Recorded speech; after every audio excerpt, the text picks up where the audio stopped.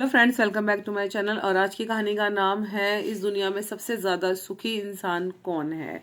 तो एक गांव में एक लड़की रहा करती थी, उसका नाम था सुरीली। और वो मतलब देखने में इतनी ज़्यादा खास सुंदर नहीं थी, ना ही उसके पास इतना धन था, एक गरीब सी थी।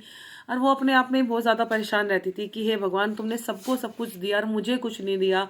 ना मुझे रूप दिया, ना सौंदर्य दिया, ना ही धन दिया, ना ही संपत्ति दी। मतलब मैंने ऐसा क्या गुनाह कर दिया जो आपने मुझे कुछ नहीं दिया, मुझे सुख आपने दिया ही नहीं। इस तरह से काफ़ी परेशान रहती थी, डिस्टर्ब रहती थी। और ऐसे ही वो एक दिन परेशान बैठी थी एक पेड़ के नीचे, तो वहाँ पर एक बाबा आए। वो बाबा से उसने प्रणाम किया। बाबा ने भी उससे पूछा कि बेटा, आप बहुत परेशान लग रहे हो, क्या बात है। तो उसने बोला, बाबा मैं सुखी नहीं हूँ। ना तो मैं सुंदर हूँ, ना मेरे पास धन है, ना मेरे पास कोई सुख सुविधा है। ऐसा क्यों? मतलब मेरे भाग्य में भगवान ने ऐसा क्या लिख दिया जो मुझे कोई सुख नहीं मिला। और मैं अगर थोड़ी सुंदर भी होती तो मुझे शायद सुख मिल जाता। तो बाबा ने बोला कि ठीक है, मैं तुम्हारी इच्छा पूरी करूंगा बेटा, तुम्हें जो चाहिए वो मैं तुम्हें दूंगा, लेकिन उससे पहले तुम्हें मेरे पास एक ऐसे इंसान को लेकर आना है जो इस दुनिया में सबसे ज़्यादा सुखी है। मतलब सुखी इंसान को तुम मेरे पास ले आओ, और मैं तुम्हें एक ऐसी चीज़ दूंगा जिससे कि तुम सुंदर भी हो जाओगी और तुम्हारे पास धन संपत्ति सब आ जाएगी। तो ऐसा विचार करके उसको ये लगा कि भाई उसकी नज़रों में तो कि बहुत लोग सुखी थे। तो उसने यही सोच के कहने लगी, ठीक है बाबा, आप यहीं इसी पेड़ के नीचे इंतज़ार करो, मैं अभी गई और अभी आई। तो वो गई अपने मालिक के पास, जहाँ पे जिसके खेत में वो काम करती थी। अब उसने उस मालिक को बोला कि मालिक, आपसे एक मदद चाहिए। मालिक ने बोला, हाँ बोलो, क्या मदद चाहिए। तो उसने बोला, मालिक कि मेरे को है ना अभी एक तपस्वी बाबा मिले हैं, और वो मुझे है ना मेरी सारी इच्छाएं पूरी कर देंगे, मुझे जो धन संपत्ति जो भी चाहिए वो सब दे देंगे। लेकिन उनकी शर्त यह है कि मुझे उनके सामने एक सुखी इंसान को लेके जाना है, और मेरे लिए मैं देखती हूँ कि आप बहुत सुखी हो, तो आप कृपया करके मेरे साथ चलो। तो वो बड़े दुखी मन से गर्दन झुका के बोले कि बेटा, तुझे मैं कहाँ से सुखी लगता हूँ। इस बार मेरी फसल भी ठीक से नहीं हुई है, मेरा बेटा घर में बीमार पड़ा है, घर में तुम्हें पता है मैं कितनी मुश्किल से अपना काम चला रहा हूँ। एक महीने से तो मैंने तुम्हें भी तनख्वाह नहीं दी है, तुम्हें कहाँ से मैं सुखी नजर आता हूँ। बल्कि सुखी तो वो व्यापारी होते हैं जिन्हें मतलब खेती बाड़ी भी करनी नहीं पड़ती, जिन्हें फसल के अच्छे होने ना होने से कोई फर्क नहीं पड़ता। वो तो बस अपना कहीं ना कहीं से गेहूं खरीद के अपना व्यापार करते हैं। खुश सुखी तो वो है, मैं कहाँ से सुखी हूँ। मेरे को मेरी खेती अच्छी हो जाए, फसल अच्छी हो जाए, तो मेरा कुछ काम बन जाए, और मेरी फसल ही सही नहीं हो रही है, तो बताओ मैं क्या कहाँ से सुखी हूँ। मुझसे ज़्यादा तो दुखी कोई होगा ही नहीं। मैंने कर्जे पे ले लेके मतलब वो अपना रोने रोने लग गया उसके आगे। तो वो कह रही है, भगवान अब क्या करूँ, मुझे तो ये भी नहीं मिले।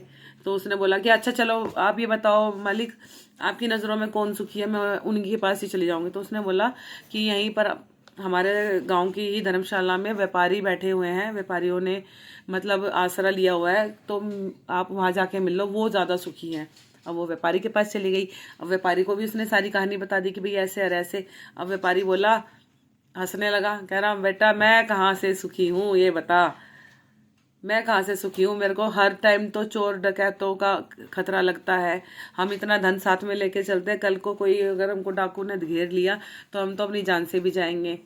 हम कहाँ सुखी हैं, हम अपने महीनों महीनों अपने परिवार से दूर रहते हैं, अपने बच्चों का मुंह नहीं देख पाते हम ये व्यापार के चक्कर में। बल्कि सबसे ज़्यादा सुखी तो वो है राजा के दरबारी, जिनको कोई मतलब ही नहीं है। उनको बंदे बनाए तो तनख्वाह मिल जाती है, अपना आराम से घूमते हैं फिरते हैं, प्रजा पे शासन करते हैं, कर वसूलते हैं। वो हैं सबसे ज़्यादा खुद सुखी। तो हम मैं कहाँ से सुखी हुआ बताओ। देखो, मैं दूसरे की धर्मशाला में पड़ा हुआ हूँ, खुद का घर बार होते हुए भी। और सबसे बड़ी बात तो चोर डकैत, आपको पता है जरा सी देर में अगर किसी को भनक लग गई ना कि हमारे पास इतना पैसा है, या हम पैसा लेके इधर से उधर जा रहे हैं, तभी हम पर छापा पड़ जाएगा, तभी हमें चोर डकैत लूट लेंगे। तो उसने बोला कि चलो आप मुझे किसी अधिकारी से मिलवा दो, मैं उसी से मिल लूँ। जब आपकी नज़रों में वो सुखी है तो मैं उनसे भी मिल लूँ, क्या पता वो मेरी मदद कर दे। तो उसने बोला, ठीक है, मेरा एक दोस्त है जो राजा के महल में दरबारी है और अधिकारी है, तो तुम्हें उससे मिला देता हूँ। तो उसने उसको मिला दिया। अब वो उसके पास गई कि ऐसे ऐसे मुझे फलाने व्यापारी ने आपके पास भेजा है। उसने बोला, हाँ वो मेरा मित्र है, बोलो क्या बात है। तो उसने उसको भी, अधिकारी को भी सारी बात बता दी कि मुझे सुखी इंसान को बाबा के पास लेके जाना है, तो मेरी सारी इच्छाएं पूरी हो जाएंगी। अब वो बोला, फिर वो भी मुंह सा बना लिया उसने, कह रहा मैं कहाँ से सुखी हूँ ये बता दो, मैं तुम्हें कहाँ से सुखी दिखाई देता हूँ। राजा हम पे हुक्म चलाता है, हमें प्रजा की भी सुननी पड़ती है, हमें राजा की भी सुननी पड़ती है। हमारे को मतलब आपको लगता है हम सुखी हैं, लेकिन हम सुखी नहीं है, हमसे ज़्यादा दुखी कोई होगा ही नहीं। यही बात उसने बोली थी, किसान ने यही बात व्यापारी ने बोली कि मुझे लगता है मुझसे ज़्यादा दुखी कोई नहीं है। और यही बात अधिकारी ने बोल दी कि मुझसे ज़्यादा दुखी तो कोई है ही नहीं। पूरे दिन रात हम जागते हैं, राजा की पहरेदारी करते हैं, प्रजा से कर वसूलते हैं। हमें तो 2 मिनट का सांस भी नहीं है, हम रोटी खा लें वही बहुत बड़ी बात है समय पर। हमें तो रोटी भी नहीं मिलती समय पे, और आपको लगता है कि हम सुखी हैं। बल्कि मुझे लगता है कि मेरे से ज़्यादा दुखी कोई दुनिया में नहीं होगा। तो फिर वो बोली अच्छा, तो आप ये बताओ कि फिर सुखी कौन है? मुझे उस सुखी इंसान से मिलना है जो जिसकी वजह से मेरा जीवन बदल जाएगा। तो उसने बोला सुखी तो राजा है जो बैठे बैठे ऑर्डर देता है। सुखी तो राजा है जिसके पास इतना धन खजाना सब कुछ भरा हुआ है। सुखी तो राजा है जो दूसरों पे हुक्म चलाता है। सुखी तो राजा है जो कर वसूलता है। ऐसे ऐसे बोला उसको। कह रही चलो आप मेरी मुलाकात राजा जी से करवा दो। तो उसने बोला राजा जी से मुलाकात होनी इतनी आसान नहीं है, लेकिन मैं कोशिश करता हूँ, क्योंकि वो बहुत ही ज़्यादा बेचारी परेशान थी। तो राजा के साथ मीटिंग करवाई, उसकी दरबार में लेके गए। तो उसने दरबार राजा को भी सारी चीज़ें बताई। अब राजा ने उसको जवाब थोड़ा अकेले में दिया, क्योंकि सबके सामने वो बातें नहीं कर सकता था। तो वो दरबार को स्थगित किया गया और उससे बात करी गई, बताओ बेटा क्या काम है, क्या बात है, क्या परेशानी आपको? तो उसने सारी चीज़ें बता दी कि महाराज ऐसे ऐसे बात है, आप अगर हो सके तो आप सबसे ज़्यादा सुखी हो, आप मेरे साथ चलो तो मेरा जीवन बदल जाएगा। तो उसने बोला बेटा मैं तुझे कहाँ से सुखी नज़र आता हूँ? मैं राजा ही तो हूँ। तुम्हें पता है मेरे से ज़्यादा दुखी कोई दुनिया में नहीं होगा। मेरे खुद के घर में मेरे दुश्मन हैं। मैं सो नहीं सकता चैन से, खा नहीं सकता चैन से। ज़रा सी कहीं से आवाज़ हो जाती है तो मुझे उठना पड़ता है।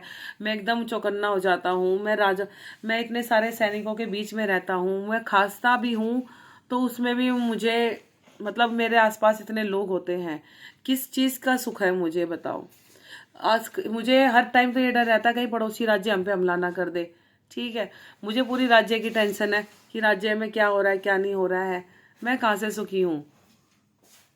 तो आप कहीं और जाओ बेटा, मेरे जाने से आपका काम नहीं बनेगा, क्योंकि मैं सुखी नहीं हूँ।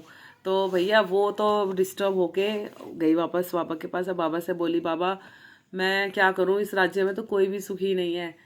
मेरा मालिक सुखी नहीं है, मालिक से ऊपर व्यापारी सुखी नहीं है, व्यापारी से ऊपर अधिकारी सुखी नहीं है, अधिकारी से सबसे ऊपर राजा जो सबका पालन करता है वो भी सुखी नहीं है। और फिर क्या करूं बताओ?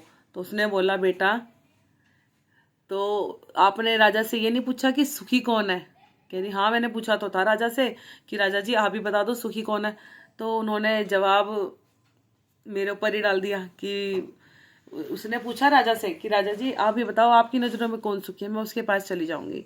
तो राजा ने बोला बेटा मेरे से ज़्यादा सुखी तो वो गरीब इंसान है जिसको टेंशन नहीं है किसी भी हमले की, किसी भी खतरे की, किसी चीज़ के लुट जाने की। अब मुझे तो ये डर रहता है कहीं मेरा खजाना ना लुट जा, कहीं मेरे बच्चों को कोई ना उठा के ले जा, कहीं कोई मेरे राज्य पर हमला ना कर दे। तो सबसे ज़्यादा सुखी तो इस दुनिया में वो गरीब इंसान है जिसके पास कुछ खोने के लिए होता ही नहीं है, जो कम से कम अपनी मेहनत से 2 वक्त की रोटी चैन से सुख से खा सकता है और चैन से सो सकता है।